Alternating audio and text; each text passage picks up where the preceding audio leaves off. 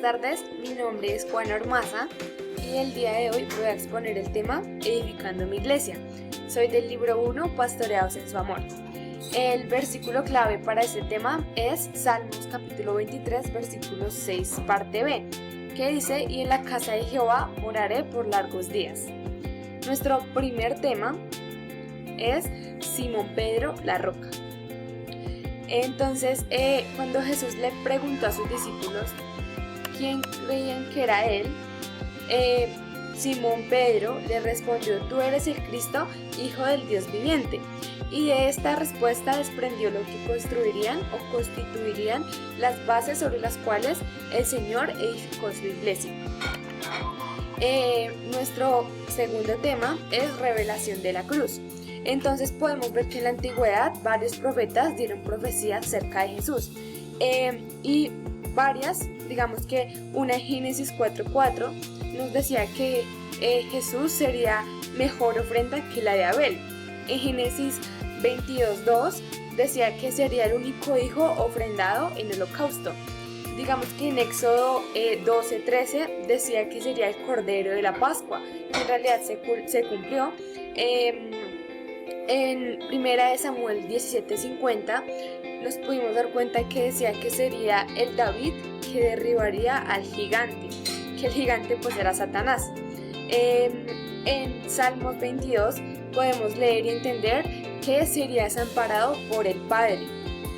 En Isaías 53 versículos 4 y 5 podemos ver que se llevaría el pecado y las rebeliones de la humanidad. Y por último, en Jeremías versículo 31 del 31 al 33 decía que sería el nuevo pacto entre Dios y su pueblo.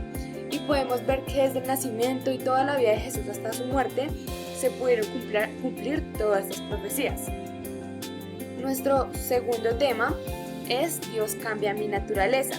Entonces aquí el versículo rema es: yo también te digo que tú eres Pedro. Entonces esto lo podemos ver en Mateo capítulo 16 versículo 18 en la parte A. Y aquí vemos como unos cuadritos donde podemos ver las personas a las que Dios les cambió su naturaleza. Entre otras, una naturaleza es un nuevo nacimiento que se produce cuando estamos en Cristo. ¿Cómo podemos cambiar nuestra naturaleza? Cuando sabemos y entendemos que fuimos limpiados mediante un sacrificio de sangre limpia y sin mancha de pecado. Digamos que ahora, después de Cristo, ya fuimos limpiados por la sangre de Cristo. Y antes de Cristo, lo que hacían las personas para cambiar de naturaleza era sacrificar un animal. Digamos, por lo general, un cordero, que era un animal sin mancha de pecado y con sangre limpia. Entonces, unos ejemplos que tenemos en la antigüedad era que Dios cambiaba el nombre de las personas, porque esos nombres no tienen significados muy buenos, y Él quería establecer una nueva naturaleza y también un nuevo nombre. Entonces podemos ver, digamos, Abraham, que significaba infructífero, Dios lo cambió a Abraham, que significa padre de naciones, que es totalmente lo contrario. Otro ejemplo es Jacob, que significaba engañador. Pero luego del encuentro que él tuvo con Dios, Dios le puso el nombre de Israel, que significa el que pelea junto a Dios.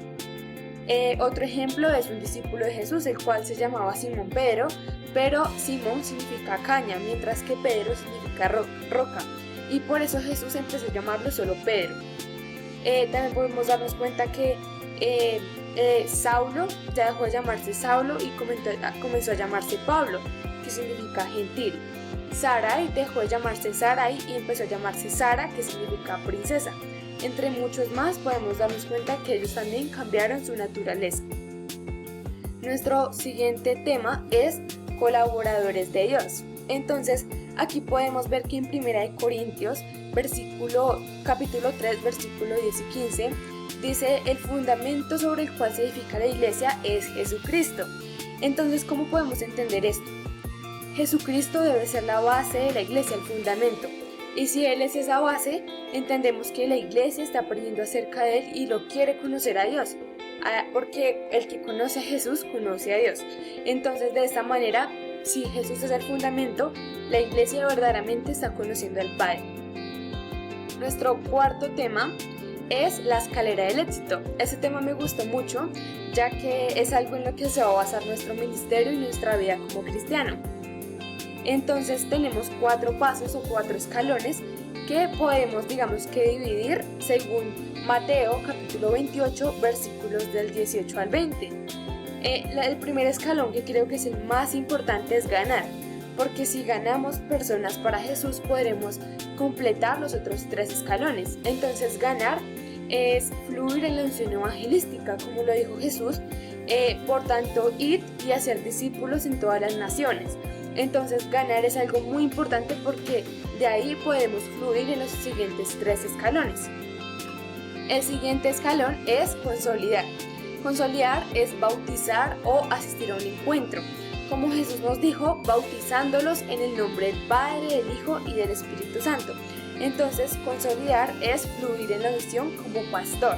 De esta manera las personas comenzarán a conocer a Jesús y podrán seguir conociéndolo y ya quedarse en la iglesia. Nuestro tercer escalón o nuestro tercer paso es discipular. Digamos que para esto está capacitación destino, porque Jesús continuó diciendo, enseñándoles que guarden todas las cosas que os he mandado. Entonces discipular es fluir en la unción de maestro, de aprender a ser líder y aprender los mandamientos de Dios. Y de ahí ya podemos pasar al siguiente paso, al cuarto escalón, que es enviar. Ya cuando aprendimos toda la parte del discipulado y del liderazgo, podemos ser enviados para fluir en la unción apostólica y evangelística, que es para que ganemos más personas, para que conozcan a Jesús y formemos nuestro ministerio de 12 personas, así como Jesús continuó diciéndonos en esos versículos, y de aquí yo estoy con vosotros todos los días hasta el fin del mundo. Otro versículo clave para la escalera del éxito es Efesios 4, 11 al 12. Aquí podemos darnos cuenta que Dios dio varios dones para la iglesia, para que de esta manera podamos completar cada uno de los propósitos que Él tiene para nosotros. Entonces dice, y Él mismo constituyó a unos apóstoles, a otros evangelistas, a otros pastores y maestros, a fin de perfeccionar a los santos para la obra del ministerio, para la edificación del cuerpo de Cristo. Entonces nos damos cuenta que cada uno de estos roles ayudan a que la iglesia se edifique y la iglesia es el cuerpo de Cristo. Nuestro siguiente tema es una visión de compasión. ¿Qué es una visión de compasión? Una visión de compasión es desarrollar la visión G12, que es como el ministerio de Jesús, que fueron 12. Asimismo podemos desarrollar nuestro ministerio de 12 personas para llevar esa visión de compasión al mundo entero y ganarlo para Cristo. Entonces tenemos 5 pasos para desarrollar una genuina compasión. El primer paso es debemos ir como Jesús, a donde los que tienen hambre y sed de Dios, y conocer esas necesidades, porque cuando entendemos que varias personas tienen necesidades y podemos, ayudar a esas personas a suplir esas necesidades, es cuando estamos desarrollando una genuina compasión. El segundo paso es instruir a otros en la enseñanza. Cuando enseñamos a otros brindamos claridad, revelación de nuestro propósito, quitamos el velo de sus ojos para que ellos sacíen su sed y puedan guardar y proteger su descendencia, y de esta manera aprendan y puedan llevar también esta palabra de vida a otras personas, que es nuestro tercer punto, que es la predicación del Evangelio. Entonces el Evangelio es la palabra que conforta, que lleva al arrepentimiento, y debemos enseñarla con sencillez y ser testimonio de esta, porque no debemos quedarnos callados, sino comenzar a enseñarla para que otros en serio conozcan a Cristo y puedan cambiar su vida. El cuarto paso es podemos ejercer nuestra autoridad en el nombre de Jesús. Jesús hizo varios milagros, 27 en total, y nosotros también podemos ejercer milagros con la autoridad que Dios nos dio desde el bautismo, los dones del Espíritu Santo. Podemos hacer milagros en el nombre de Jesús y también liberaciones. Y el quinto paso para una genuina compasión es afirmar un ministerio, como el de Jesús. Entonces, cuando afirmamos ese ministerio, como les decía, podemos llevar esas 12 personas a que también hagan su ministerio de 12 personas y puedan llevar la palabra a todo el mundo. Nuestro siguiente tema es Soy templo del Espíritu Santo. ¿De qué habla este tema? Entonces dice en Juan capítulo 2 versículos 19 y 21, dice: destruid este templo y en 3 días lo levantaré. Mas él hablaba de su cuerpo. Entonces podemos darnos cuenta que una vida rendida a los pies de Jesús es donde el Espíritu Santo de Dios va a comenzar a posar. Es el templo en el que Él va a comenzar a vivir. Entonces, por lo tanto, debemos permanecer llenos de la presencia del Espíritu Santo y no debemos ignorar esto, sino glorificarlo. Y una frase que encontré y me puso, digamos, mucho a reflexionar está aquí, y dice: el liderazgo cristiano se necesita gente dispuesta a sobrellevar las cargas de otros, y en ello se funda la verdadera compasión. Entonces puede entender que cuando comprendemos las cargas que otros tienen y las sobrellevamos como si fueran nuestras, tendremos genuina y verdadera compasión. Y por último, algo que quise agregar, digamos, en este tema también, que es algo fundamental de edificar nuestra iglesia, es la ofrenda. Entonces debemos ofrendar como Abel, que dio con sacrificio, y no como Caín, que dio lo que le sobraba. Entonces esa historia podemos, digamos, que verla en Lucas capítulo 7 versículos 44 y 48, que es la verdadera manera en que deberíamos ofrendar. Y de aquí tenemos 9 enseñanzas clave para dar una ofrenda que le agrade a Dios. Entonces la primera es dar la ofrenda en secreto. Entonces por eso en este versículo dice que tu mano izquierda no sepa lo que hace tu derecha. No debemos estar diciendo cuánto ofrendamos o en qué momento, no, porque Dios debe darse cuenta de la verdadera intención de nuestro corazón. El segundo paso es ofrendar, es invertir en el banco celestial.